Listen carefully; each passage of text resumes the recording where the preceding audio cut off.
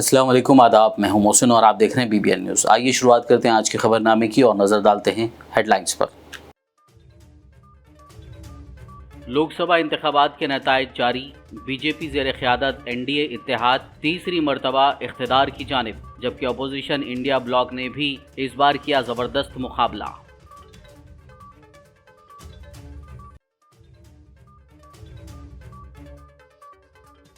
तेलंगाना की 17 लोकसभा सीटों के नताइज जारी। कांग्रेस और बीजेपी को मिले 8-8 सीटें, मजलिस को 1, BRS को हुआ शिकस्त का सामना।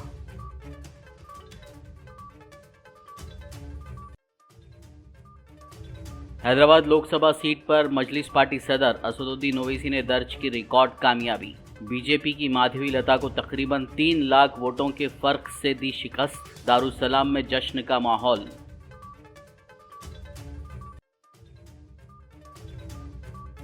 लोकसभा इंतखाबात में शिकस्त मायूस कुन। BRS पार्टी कारगुजार सदर KTR का ट्वीट, कहा पार्टी हमेशा की तरह अवाम के साथ खड़े रहेगी।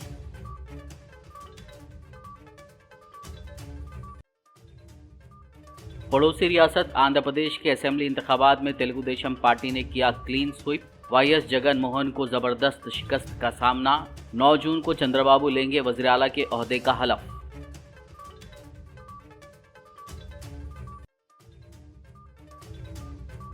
हैदराबाद आकर 15 सेकंड का चैलेंज करने वाली महाराष्ट्र की लीडर नवनीत राणा को शिकस्त का सामना। लोकसभा इंतखाबात में कांग्रेस लीडर बलवंत वानखड़े ने दी जबरदस्त शिकस्त।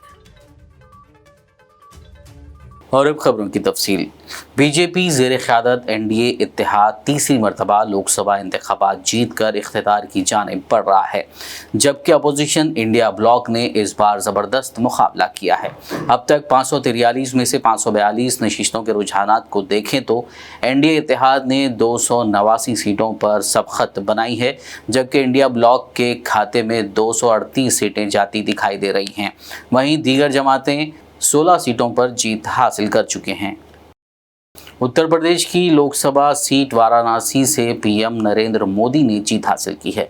उन्होंने कांग्रेस के अजय राय को शिकस्त दी है। PM मोदी ने 1.5 लाख वोटों से जीत दर्ज की है। बता दें कि वज़ीर आज़म मोदी को 6,12,970 वोट मिले, जबकि अजय राय को 4,60,457 वोट मिले।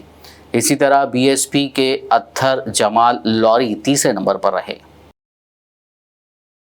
कांग्रेस पार्टी लीडर राहुल गांधी ने दोनों सीटों केरला के वायनाड, उत्तर प्रदेश के रायबरेली से कामयाबी हासिल की है।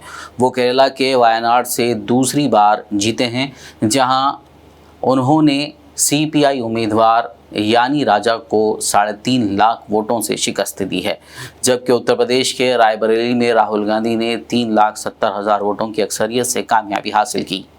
लड़ाई संविधान को बचाने की थी, कॉन्स्टिट्यूशन को बचाने की थी।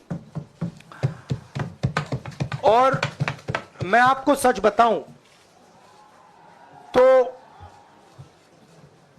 मेरे माइंड में था पहले से, जब इन्होंने हमारा बैंक अकाउंट कैंसिल किया, जब चीफ मिनिस्टर्स को जेल में डाला, पार्टियां तोड़ी, मेरे माइंड में था कि हिंदुस्तान की जनता अपने संविधान के लिए एक साथ खड़ी होकर लड़ जाएगी। और यह सच साबित हुआ। मुझ में भरोसा था और मैं हिंदुस्तान की जनता से, इंडिया गठबंधन के पार्टनर्स से, कांग्रेस पार्टी के हमारे सब नेताओं और बब्बर शेर कार्यकर्ताओं से दिल से धन्यवाद करना चाहता हूं। आपने संविधान को बचाने का पहला और सबसे बड़ा कदम ले लिया है। कांग्रेस पार्टी ने इस चुनाव में, कांग्रेस पार्टी के सब नेताओं ने 2-3 चीजें की। सबसे पहले हमने इंडिया गठबंधन के पार्टनर्स की रिस्पेक्ट की, उनकी जो विशेष थी उनको हमने साथ लिया। और आपने देखा होगा कि जहां भी गठबंधन लड़ा हम एक होकर लड़े। दूसरी बात, कांग्रेस पार्टी ने क्लैरिटी से हिंदुस्तान को एक नया विजन दे दिया है। Pro poor vision, pro production vision Hindustan को इंडिया गठबंधन ने साफ दे दिया है। तेलंगाना कांग्रेस पार्टी के सदर दफ्तर गांधी भवन में जश्न का माहौल देखा गया। तेलंगाना में बरसर इख्तियार कांग्रेस पार्टी को लोकसभा इंतखाबात में 17 में से 8 सीटों पर कामयाबी मिली है। लोकसभा हल्का भुवनगिर से चामला किरण कुमार रेड्डी, नलगुंडा से के रघुवीर रेड्डी, खम्मम से रामा सहायम रघुराम रेड्डी, नागर कर्नूल से मल्लू रवि, महबूबाबाद से बलराम नायक, जहीराबाद से सुरेश शेटकर, वरंगल से कड़ियम काव्या और पेद्दपल्ली से वंशी कृष्णा ने जबरदस्त कामयाबी हासिल की है।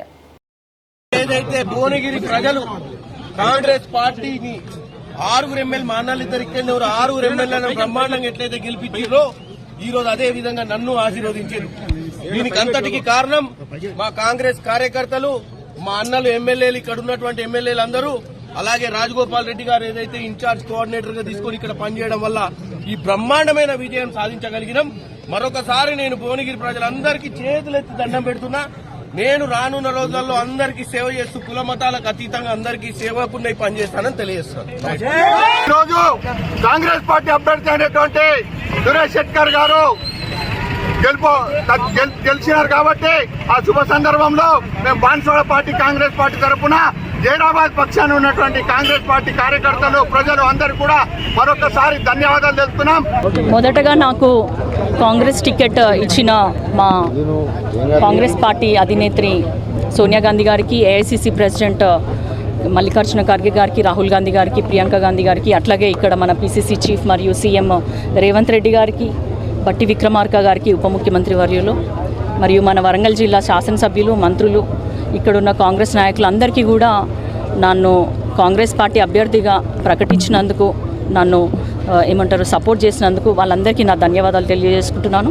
అదేవిధంగా ప్రజలందరూ కూడా ఎన్ని వ్యక్తిగత విమర్శలు చేసినా కూడా వాటికి నా గెలిపే సమాధానంగా నన్ను నమ్మి ఓటేసినందుకు ప్రతి ఒక్కరికి కూడా నేను నా కృతజ్ఞతలు తెలియజేసుకుంటున్నాను। వాళ్ళు ఏ విధంగానైతే నేను ప్రామిసెస్ చేశానో వాళ్ళకి అండర్ గ్రౌండ్ డ్రైనేజ్ సిస్టమ్ కానీ, తర్వాత ఇండస్ట్రియల్ కారిడార్ కానీ, కోచ్ ఫ్యాక్టరీ కానీ, ఎయిర్పోర్ట్ కానీ, అట్లాగే ఎడ్యుకేషనల్ హబ్గా డెవలప్ చేసుకోవడం, ఇండస్ట్రియల్ హబ్గా డెవలప్ చేసుకోవడము, ఇవన్నిటిపైన నేను ఖచ్చితంగా రానున్న రోజులలో తప్పకుండా పోరాడతాను, కృషి చేస్తాను।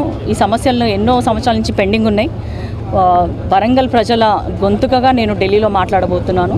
అందుకు అవకాశం కల్పించిన ప్రజలందరికీ కూడా పేరు పేరున నేను నమస్కారాలు తెలియజేసుకుంటున్నాను। Thank you.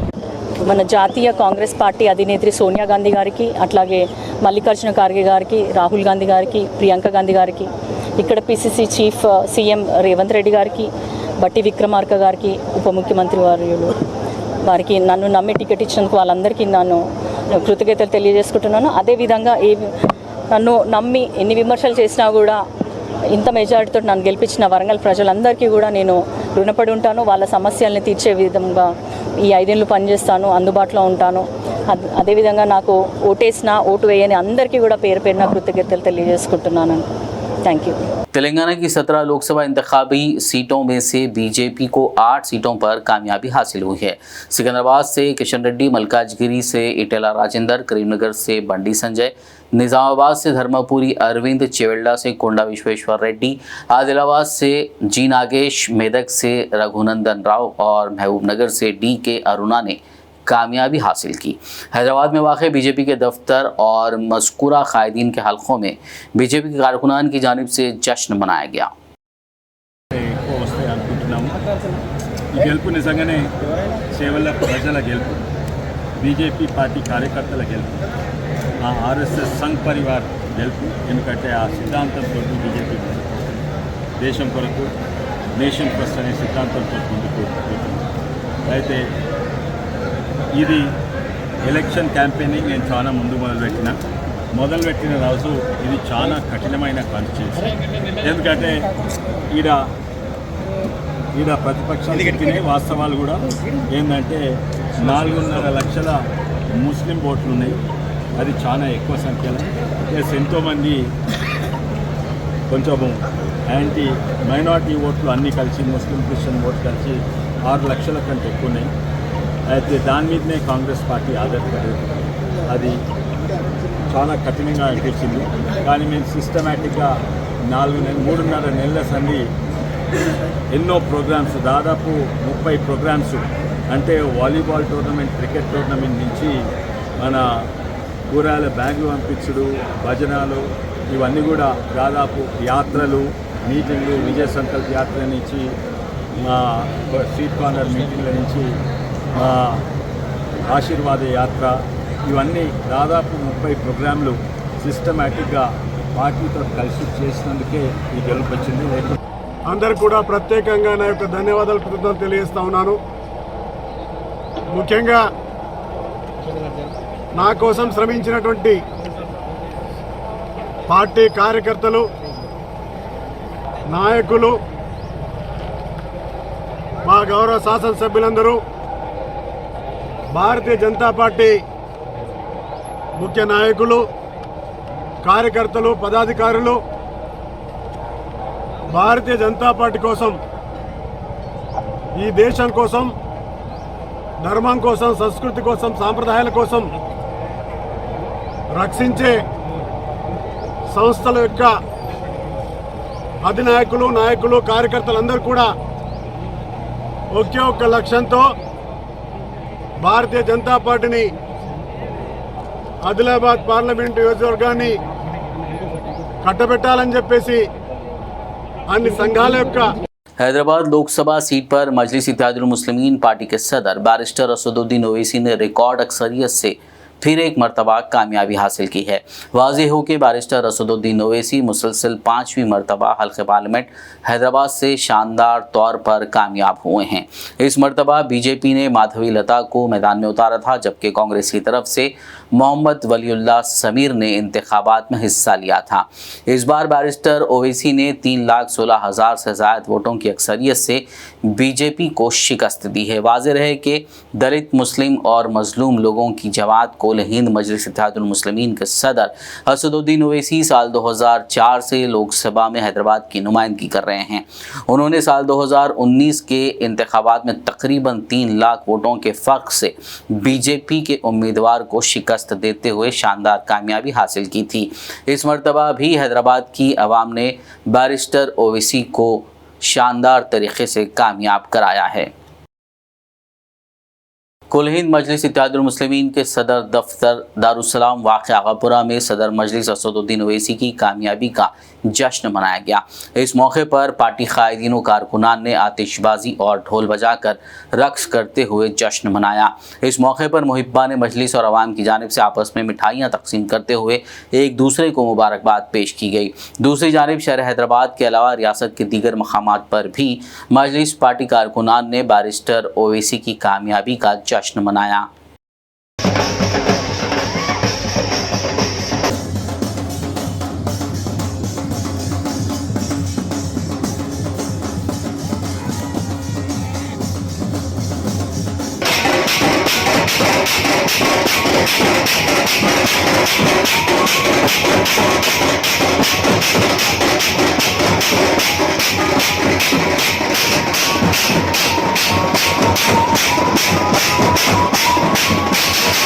तो मैं मोहम्मद नसीरुद्दीन कारपोरेटर नानल नगर, मैं अपनी दिल की गहराइयों से सदर मोहतरम जनाब बैरिस्टर असदुद्दीन ओवैसी साहब को इस तारीख साज कामयाबी 3,25,000 की मेजॉरिटी से जो तारीख साज कामयाबी हुई, इस बात पर मैं बहुत बहुत मुबारकबाद पेश करता हूँ। बहुत बहुत शुक्रिया। असदुद्दीन साहब ने जीता है हैदराबाद मैं पुराना पुल डिवीज़न के हूँ, के श्रीनिवास। असद साहब को मुबारकबाद दे दूँ। फिर 5 साल के बाद तो फिर जीतेंगे साहब कैसा भी। तूफान कर रहा था मेरे अज़्म का तवाफ़, दुनिया ये समझ रही थी कि कश्ती भंवर में। अल्हम्दुलिल्लाह मजलिस इत्तेहादुल मुस्लिमीन के सदर नक़ीब मिल्लत बैरिस्टर असदुद्दीन ओवैसी साहब हैदराबाद की इस पार्लिमानी नशिस्त से तारीख़ साज अज़ीमुश्शान कामयाबी पर हम तमाम अहलियान हैदराबाद नक़ीब मिल्लत की खिदमत में मुबारकबाद पेश करते हैं कि 5वीं बार लगातार नक़ीब मिल्लत इस बावक़ार पार्लिमानी नशिस्त से कामयाब हुए हैं। इंशाअल्लाह फिर एक बार ऐवान पार्लियामेंट में गरीबों, मजलूमों, दलितों की आवाज़ एक बार भरपूर तरीके से गूंजेंगी इंशाअल्लाह ताला। हल्के कारवान से मजलिसी एमएलए कौसर मोहिउद्दीन ने सदर कुल हिंद मजलिस इत्तेहादुल मुस्लिमीन बैरिस्टर असदुद्दीन ओवैसी की लोकसभा इंतखाबात में भारी अक्सरियत से कामयाबी पर मसरत का इजहार किया और अवामुन्नास से इजहार तशक्कुर किया। वहीं हल्के असम्बली कारवान में मुहिब्बान मजलिस की जानिब से खुशी का इजहार करते हुए आपस में मिठाइयाँ तकसीम की गई और आतिशबाजी करते हुए एक दूसरे को मुबारकबाद पेश की गई।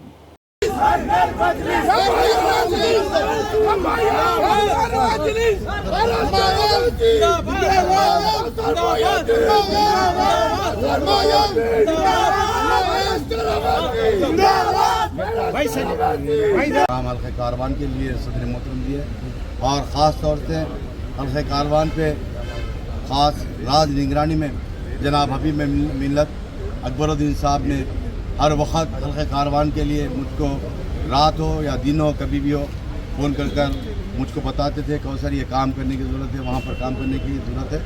मैं फिर एक मरतबा जनाब हबीब मिल्लत अकबरुद्दीन अली साहब का शुक्रिया अदा करता हूँ और उनका भी एहसान मंद हूँ और साथ ही साथ जनाब नकीब मिल्लत बैरिस्टर असद साहब सदर मोहतरम का शुक्रिया अदा करता हूँ, मुबारकबाद देता हूँ।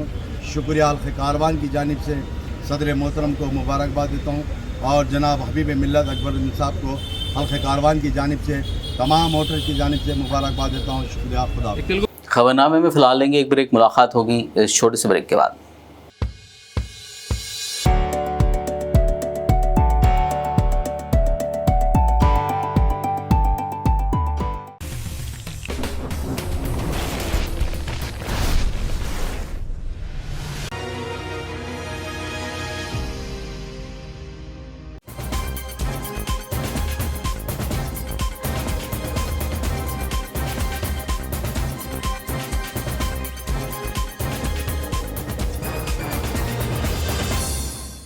ब्रेक के बाद खबरनामे में आपका दोबारा खैर मकदम है। आइए बढ़ते मज़ीद खबरों की जानिब।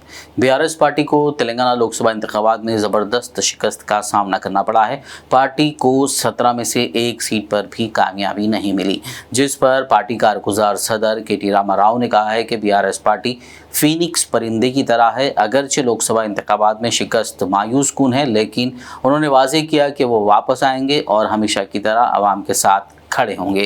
केटीआर ने लोकसभा इंतखाबात के नताइज के पस मंज़र में सोशल मीडिया प्लेटफॉर्म एक्स पर एक पोस्ट किया, जिसमें उन्होंने कहा कि हमने टीआरएस पार्टी के क़याम के बाद से गुज़िश्ता 24 इंतखाबात में कई उतार चढ़ाव देखे हैं। उन्होंने कहा कि पार्टी को लगातार 2 असेंबली इंतखाबात में ताज पहनाया गया, अब वो अपोजिशन में हैं। ताहम उन्होंने कहा कि लोकसभा इंतखाबात के नताइज ने उन्हें मायूस किया है। मल्काजगिरी बीआरएस एमपी उम्मीदवार लक्ष्मण रेड्डी ने अपनी शिकस्त को कबूल करते हुए गिनती मरकज़ से चले गए। उन्होंने मीडिया से बात करते हुए कहा कि सियासत में जीत और शिकस्त मामूल की बात है, हम अपनी शिकस्त का जायज़ा लेंगे।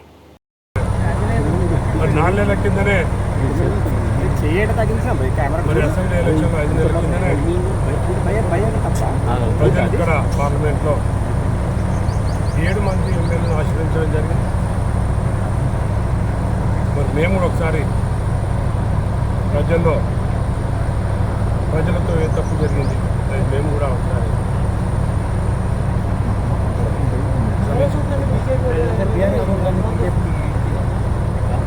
జయించడం అనేది అంత బ్రహ్మాండం, జయించడం అనేది ఉండదు. ప్రజలు మీ అందరికీ తెలిసిన విషయమే. ప్రజలు ఇప్పుడే కానీ మరి ఎవరికి ఓటేయాలి, ఎవరిని ఎన్నుకోవాలని డిసైడ్ చేసుకుంటాం. ఎవరో పోయి ఓటేయమంటే ఓటేసే పరిస్థితులు వాళ్ళు డిసైడ్ చేసుకున్నారు ఏం చేయాలని. కాబట్టి మెజార్టీ వస్తుంది. మేము కూడా టీఆర్ఎస్ పార్టీ నుంచి మేము కూడా సమీక్షించుకుంటాం. అయినా కూడా ఇంకా కౌంటింగ్ జరుగుతుంది. కౌంటింగ్లో ఇప్పటివరకు మాత్రం ఇప్పుడే ఇంకా రిజల్టే రాలేదు. లక్ష్మారెడ్డి కార్యక్రమం అంటే అది కరెక్ట్ కాదు. టీఆర్ఎస్ పార్టీ 14 సంవత్సరాలు పోరాటం చేసి తెలంగాణ తీసుకొచ్చి 10 సంవత్సరాల పాలనలో కూడా దేశం గర్వించే విధంగా పనులు చేయడం జరిగింది. కాబట్టి తప్పకుండా టీఆర్ఎస్ పార్టీని రావాలి. Thank you. सिकंदराबाद हल्का असेंबली कंटोनमेंट के ज़िमनी इंतखाब में कांग्रेस उम्मीदवार गणेश ने 13,000 वोटों से कामयाबी हासिल की, जबकि बीजेपी उम्मीदवार दूसरे नंबर पर है। इस मौके पर नौमंतखब कांग्रेस रुकन असेंबली नागेश ने मीडिया से बात करते हुए कांग्रेस पार्टी के कायदीन व कारकुनान का शुक्रिया अदा किया और आवाम से इजहार तशक्कुर किया। మైనపల్లి హనుమంతరావు గారు మొత్తం ఎలక్షన్లో వారు సొంత తమ్ముడు పోటీ చేసి ఎంత కష్టపడతాడో అదే మాదిరిగా ప్రతి నాయకుల ఇంటికి కార్యకర్తల ఇంటికి వెళ్ళి హనుమంతన్న గారు కూడా వెళ్ళి అందరిని బతిమలాడడం, అందరిని పార్టీలో జాయిన్ చేయడం ఈరోజు చాలా ప్లస్ అయింది. ఎందుకంటే ఈరోజు ఫలితాలు చూస్తుంటే ప్రతి చిన్న చిన్న విషయాలు కూడా చాలా అవసరమైన విషయం. ప్రతి ఒక్క వ్యక్తి కూడా అవసరం. వాళ్ళందరూ బీజేపీ నుంచి బీఆర్ఎస్ నుంచి కూడా మా కాంగ్రెస్ పార్టీలో జాయిన్ అయ్యి పూర్తి స్థాయిలో పార్టీ కూడా పనిచేసిన ప్రతి ఒక్క నాయకులకు హృదయపూర్వకంగా ధన్యవాదాలు. ముఖ్యంగా రఘునందన్ యాదవ్ గారు కూడా వారు కూడా ఇన్ఛార్జ్ ఉండి చాలా హెల్ప్ చేశారు, వారికి ధన్యవాదాలు. అంతేకాకుండా మన సీఎం గారు తమ్ముడైన వ్యక్తి కామన్ పర్సన్ లాగా మన కృష్ణారెడ్డి గారు కూడా చాలా చాలా చాలా కష్టపడ్డాడు ఈ గెలుపు గురించి. వీళ్ళందరూ కష్టపడ్డందుకు, కార్యకర్తలు నాయకులు అందరూ కష్టపడ్డందుకు ఇది పాసిబుల్ అయింది. కంటోన్మెంట్ ప్రజలకి మరొకసారి ధన్యవాదాలు. पड़ोसी रियासत आंध्र प्रदेश के असेंबली इंतखाबात में तेलुगु देशम पार्टी ने क्लीन स्वीप करते हुए वाईएसआर कांग्रेस पार्टी को ज़बरदस्त शिकस्त दी है। इस शानदार कामयाबी के साथ ही टीडीपी सरबराह नारा चंद्रबाबू नायडू अब एपी के चीफ मिनिस्टर होंगे। वो 9 जून को इस ओहदे और राजदारी का हलफ लेंगे। बताया जाता है कि चंद्रबाबू 9 जून को अमरावती में वज़ीर आला के ओहदे का हलफ लेंगे। वाज़ेह हो कि चंद्रबाबू नायडू चौथी बार वज़ीर आला के ओहदे का हलफ लेंगे। हैदराबाद में बीजेपी उम्मीदवार माधवी लता के लिए इंतखाबी तशहीर के दौरान 15 सेकंड का चैलेंज करने वाली नवनीत राणा को लेकर महाराष्ट्र के अमरावती से चौंका देने वाली खबर सामने आई है। आज जारी हुए लोकसभा इंतखाबात के नताइज में बीजेपी उम्मीदवार नवनीत राणा को हार का सामना करना पड़ा। अमरावती में नवनीत का मुकाबला महाविकास अघाड़ी के कांग्रेस लीडर बलवंत वानखड़े से था, जिसमें बलवंत वानखड़े ने नवनीत को शिकस्त दे दी। इंडियन क्रिकेट टीम के साबिक क्रिकेटर यूसुफ पठान ने अब सियासत में कदम रखा है। लोकसभा इंतखाबात में तृणमूल कांग्रेस पार्टी से मगरबी बंगाल की बहरामपुर सीट से कामयाबी हासिल की है। यूसुफ पठान बहरामपुर सीट पर कांग्रेस लीडर अधीर रंजन चौधरी से मुकाबला कर रहे थे। अधीर रंजन चौधरी को यहां शिकस्त का सामना करना पड़ा। वाज़ेह हो कि यूसुफ पठान रुकन पार्लियामेंट बनने वाले पहले क्रिकेटर नहीं हैं। इससे पहले गौतम गंभीर, नवजोत सिंह सिद्धू, मोहम्मद अजहरुद्दीन, कीर्ति आज़ाद और चेतन चौहान भी रुकन पार्लियामेंट बन चुके हैं। इस मौके पर यूसुफ पठान ने कहा है कि मैं उन सब को मुबारकबाद देता हूं जो मेरे साथ रहे।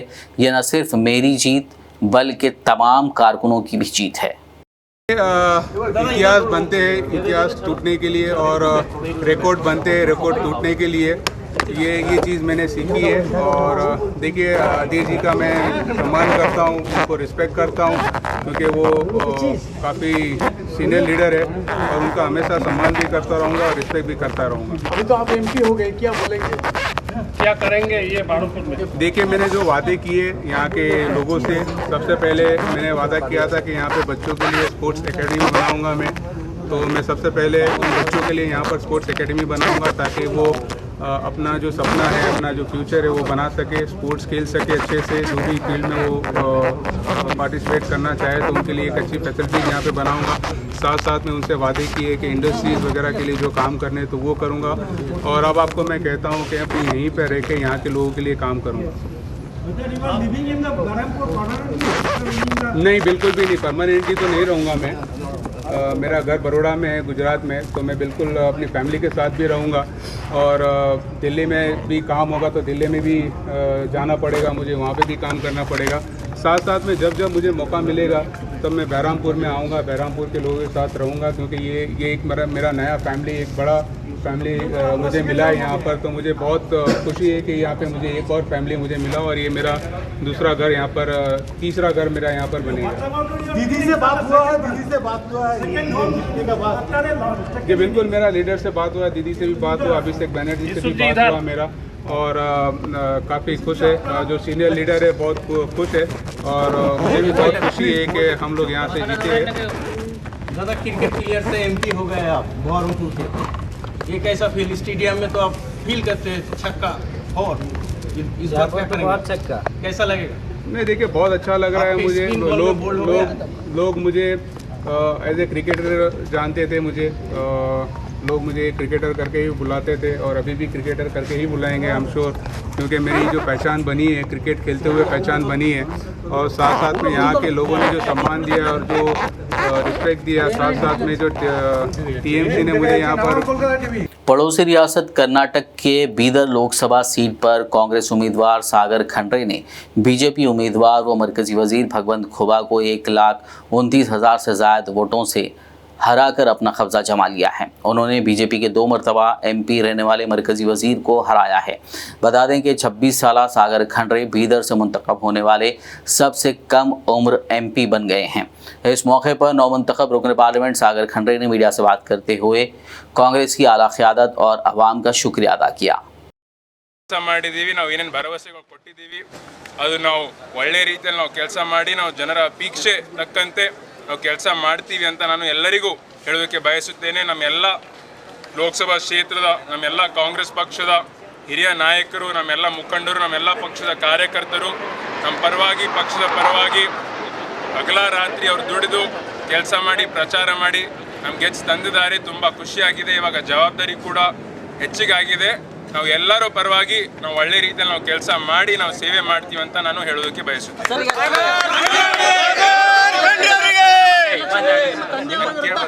ಸರ್, ಕಳೆದ ಬಾರಿ ಎಲೆಕ್ಷನ್ ಅಲ್ಲಿ ನಿಮ್ಮ ತಂದೆಯವರ ವಿರುದ್ಧ 1,20,000 ಹೆಚ್ಚಿನ ಮತಗಳಿಂದ ಸೋಲನ್ನಪ್ಪಿದ್ರು। ಈ ಬಾರಿ ನೀವು ಅದೇ ಅಂತರದಿಂದ ಗೆಲುವು ಸಾಧಿಸಿದ್ರೆ ಏನು ಅನ್ಸುತ್ತೆ ಸರ್? ಅದೇ ಗೆಲುವೇನೆ, ನಾವು ಅಂತರ ಎಲ್ಲ ನೋಡೋದಿಲ್ಲ, ನಾವು ಬರೋದು ನಾವು ಜನ ಸೇವೆ ಮಾಡ್ಲಿಕ್ಕೆ ಬಂದಿದ್ದೀವಿ।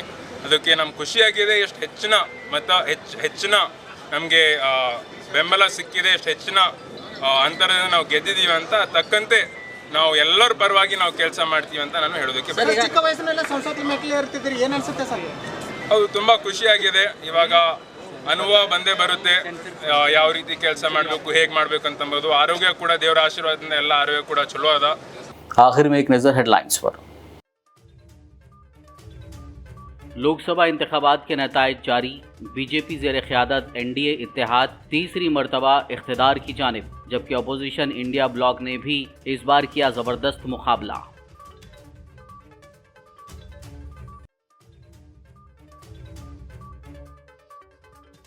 तेलंगाना की 17 लोकसभा सीटों के नताइज जारी, कांग्रेस और बीजेपी को मिले 8 सीटें, मजलिस को 1, बीआरएस को हुआ शिकस्त का सामना।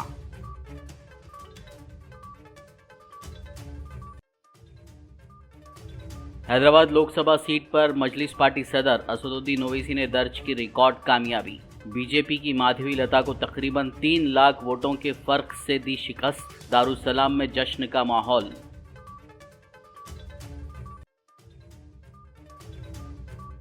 लोकसभा इंतखाबात में शिकस्त, मायूस कुन, बीआरएस पार्टी कारगुजार सदर केटीआर का ट्वीट, कहा पार्टी हमेशा की तरह अवाम के साथ खड़े रहेगी।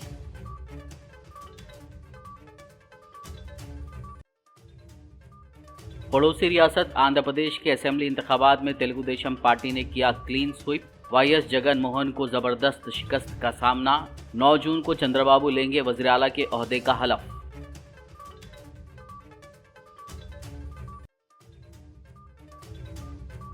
हैदराबाद आकर 15 सेकंड का चैलेंज करने वाली महाराष्ट्र की लीडर नवनीत राणा को शिकस्त का सामना, लोकसभा इंतखाबात में कांग्रेस लीडर बलवंत वानखड़े ने दी जबरदस्त शिकस्त।